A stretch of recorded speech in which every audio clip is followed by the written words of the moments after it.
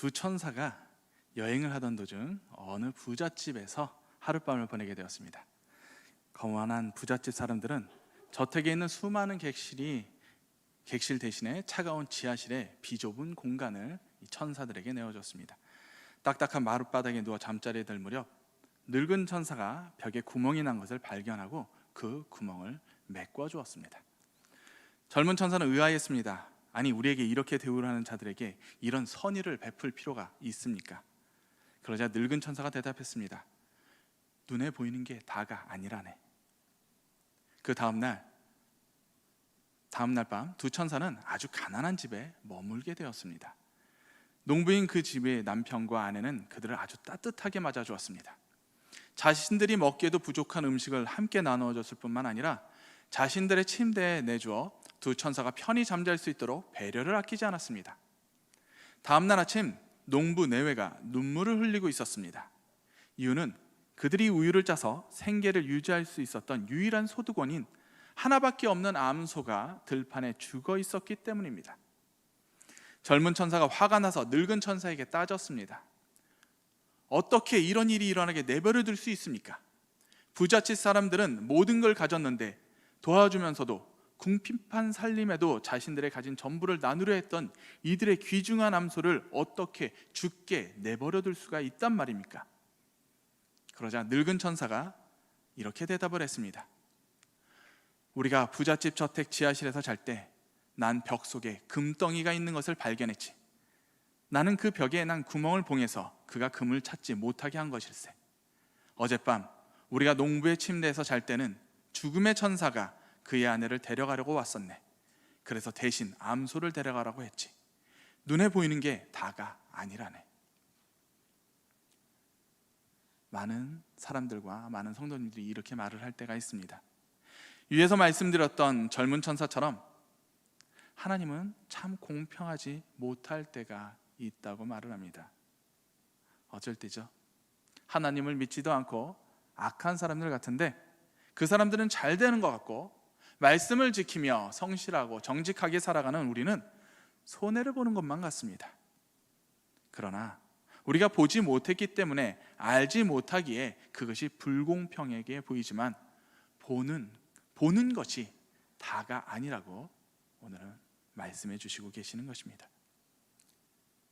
우리가 어떻게 하면 하나님의 사역을 다 알 수가 있을까요? 그 일부분이라도 우리가 이해할 수 있을까요? 하나님이 창조하신 이 세상, 우리는 얼마나 알고 있을까요? 아직까지도 새롭게 발견된 식물이라고, 새롭게 발견된 동물이라고 발표가 이루어지고 있습니다. 그리고 심해의 그 지역은 아직도 미지의 공간으로 남아 있습니다. 우리가 볼 수 있는 영역, 우리가 깨달을 수 있는 영역은 극히 제한적입니다. 그러나 하나님께서는 우리가 볼 수 없는 모든 영역을 보시고 다스리고 계십니다. 그러므로 은밀한 중에 행하시는 하나님을 생각하시면서 우리의 삶을 올바른 신앙 안에서 세워 나가야 할 것입니다. 오늘 본문은 은밀한 중에 행해야 하는 것입니다. 우리가 구제할 때, 기도할 때, 금식할 때 사람들에게 티내지 말아야 한다고 말씀하십니다. 당시 바리새인들은 자신들의 하는 것들을 다 드러냈습니다. 구제와 기도, 금식을 다 사람들에게 드러냈다는 것이죠. 자신들이 어떻게 하고 있는지 구제를 하게 되면 그것을 공개적으로 하고, 기도를 하게 되면 회당이나 거리에 사람이 많은 곳에서 큰 소리로 기도를 하였습니다. 금식을 하면 얼굴에 배고픈 티를 팍팍 내면서 나 지금 금식 중이야 라는 것을 드러냈습니다. 왜 이렇게 했을까요?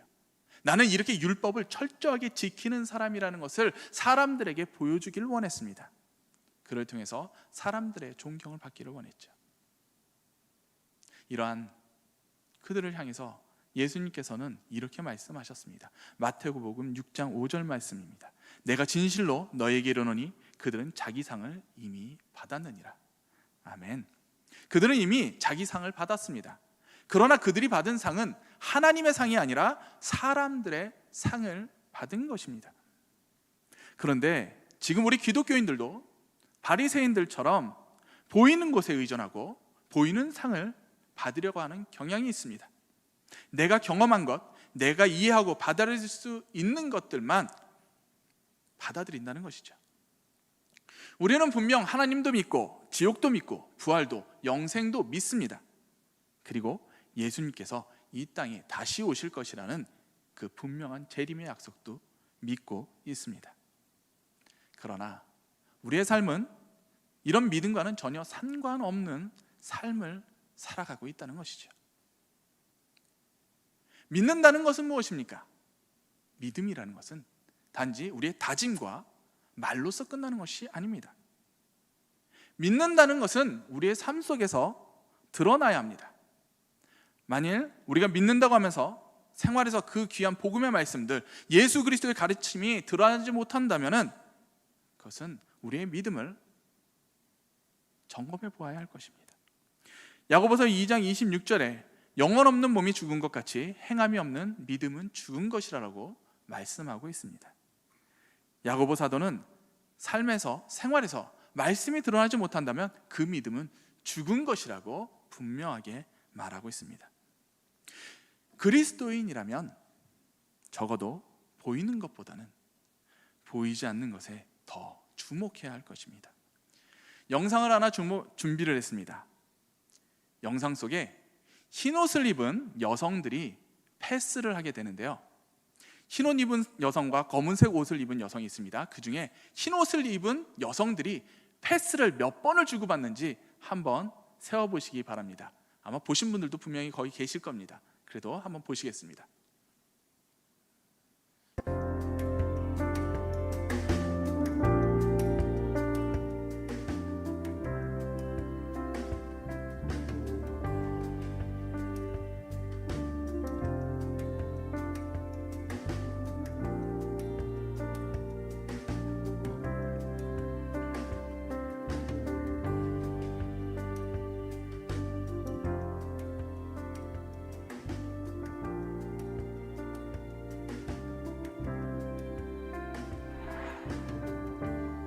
정답은 16번입니다.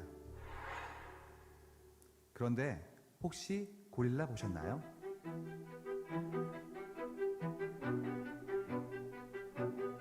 하버드 심리학과에서 만든 이 실험 영상을 본 사람 가운데 지금까지 절반이 고릴라를 보지 못했습니다.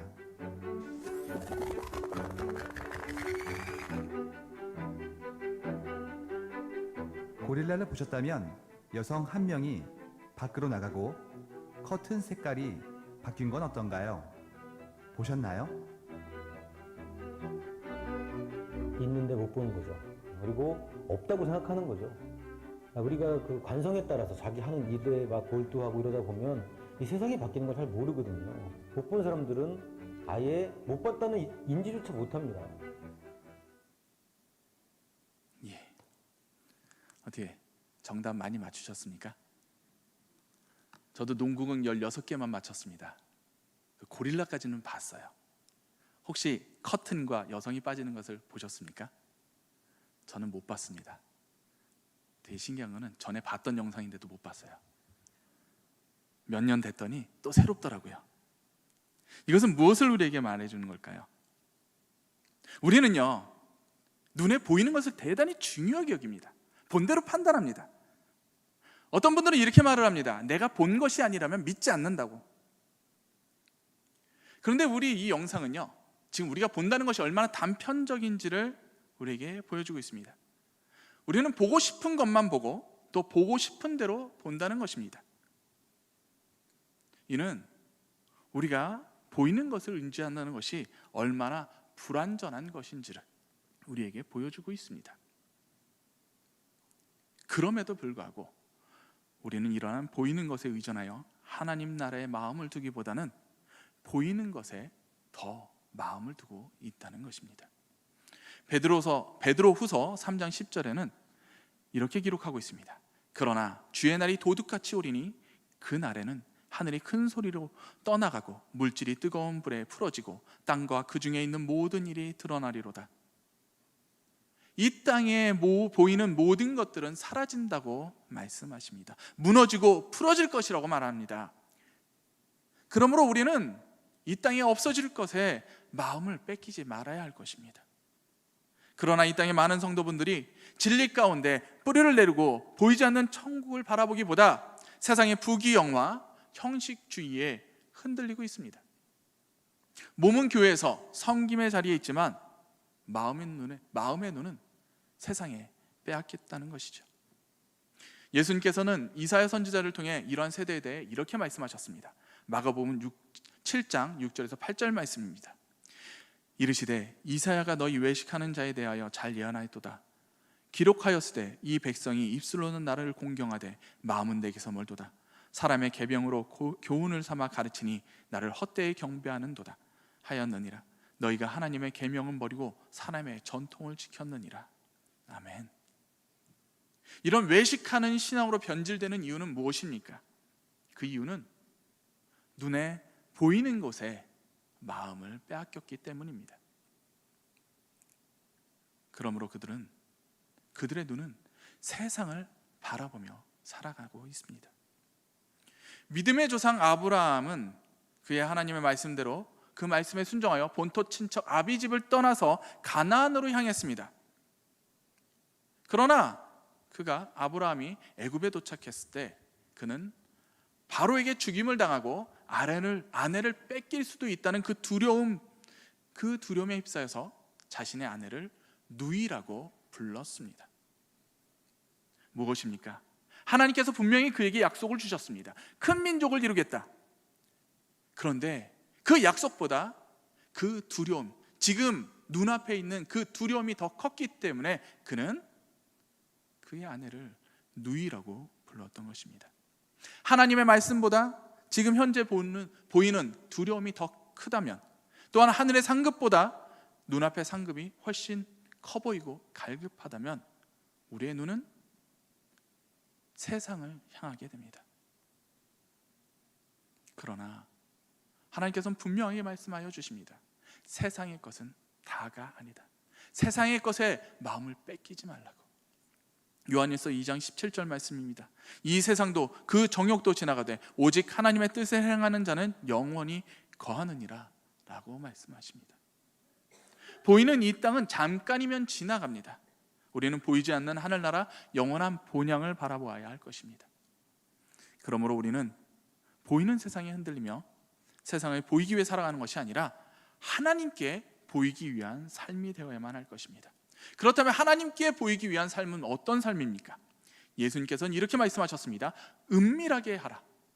은밀한 중에 보시는 너희 아버지께서 갚으시리라 라고 말씀하십니다.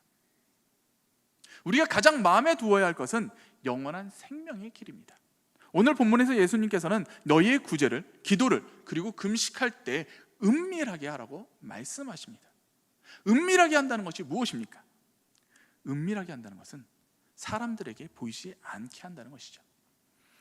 이는 그저 사람들이 모르게 하면 된다는 것을 뜻하지만은 않습니다.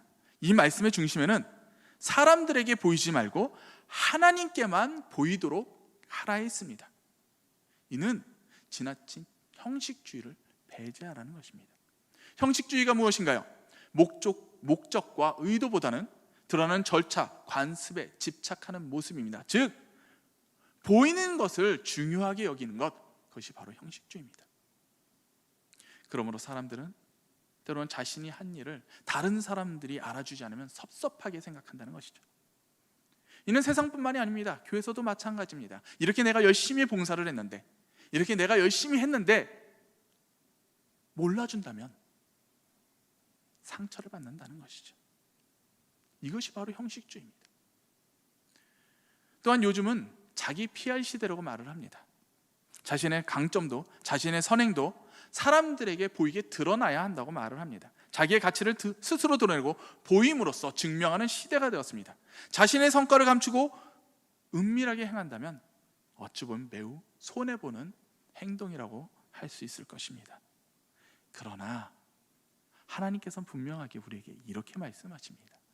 은밀한 중에 계시는 하나님께서만 보시도록 하라. 이는 누가 보든지 보지 않든지 보는 것이 중요하다는 것이 아닙니다. 오직 하나님께로만 향하고 진실하고 충성된 삶을 이루라는 말씀입니다. 어떤 목사님께서 일본으로 여행을 가시게 되셨습니다. 혼자서 가시게 됐어요. 혼자서 여행을 가서 그런지 유난히 술이 마시고 싶으셨답니다. 사회생활을 하셨었나 봐요, 이전에. 아무도 아는 사람이 없는 곳, 멀리 떨어진 곳이라서 그런지 이런 생각이 들으셨던 것 같습니다. 예전에 마셨던 그 술 딱 한 잔만 마시고 싶었습니다. 그래서 대려번에 있는 큰 술집엔 들어갈 수가 없겠고 골목으로 들어가셨습니다. 그리고 술을 한 잔 시켜서 딱 마셨습니다. 딱 들이키는데 맞은편에 익숙한 눈빛과 마주쳤습니다. 깜짝 놀라서 쳐다보니 맞은편에 교회 집사님이 앉아 계셨습니다. 아무도 모를 거라고 생각했습니다. 모르는 곳, 모르는 사람들, 구석진 곳에 들어가면은 절대 모를 것이라고. 근데 그곳에서 교회 집사님을 만날 줄 누가 알았을까요? 그 후에 어떻게 됐는지는 전 모릅니다. 궁금해하실까 봐 말씀드립니다. 우리가 감추고 가리고 드러내지 않는다면 아무도 모를 것이라고 생각합니다. 그러므로 하나님의 일을 할 때는 하나님의 백성, 성도로서 일을 하고, 세상의 일을 할 때는 성도의 모습을 싹 감추고 세상 사람의 모습으로 살아가는 것입니다. 이것이 바로 보이는 세상을 바라보는 삶입니다. 그러나 세상에서 누구보다 화려하게 살았던 솔로몬은 전도서 1장 2절에서 이렇게 고백을 하였습니다. 헛되고 헛되며 헛되고 헛되니 모든 것이 헛되도다. 세상을 바라보는 삶은 헛될 수밖에 없습니다. 왜? 이 세상 것은 다 사라지니까요. 우리의 상금은요, 이 땅에 있지 않습니다. 우리의 상금은 오직 하늘에 있습니다. 참 믿음은 보이는 것이 아니라 보이지 않는 것을 믿는 것입니다. 성도가 하나님을 믿고 신뢰하는 것처럼 하나님을 기쁘시게 하는 일은 없습니다. 우리의 믿음은 모든 영역에서 하나님을 믿고 따르는 것입니다. 눈에 보이는 천지 만물이 보이지 않은 하나님의 말씀에서 비롯되었다는 것을 믿는 것입니다. 하나님께서는 보이지 않는 영원한 생명을 믿고 은밀히 행하는 자를 기뻐하십니다.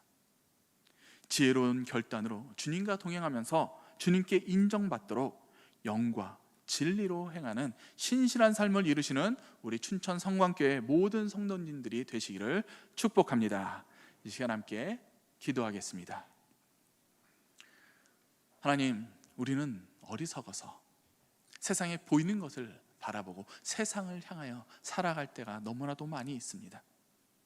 그러나 주님께서는 우리에게 은밀한 중에 행하라고 말씀하셨습니다. 보이기 위한 삶이 아니라 주님께 보이기 위한 삶이 되게 하여 주시옵소서. 우리의 중심이 하나님께 그 믿음에 가 있게 하여 주시옵소서. 그리고 은밀한 중에 갚으시는 하나님의 그 축복을 누리게 하여 주시옵소서. 이 시간 주님 안에 은밀한 그 삶으로 주님께서 축복을 더하여 주시옵소서. 예수 그리스도 이름 받들어 기도드리옵나이다. 아멘.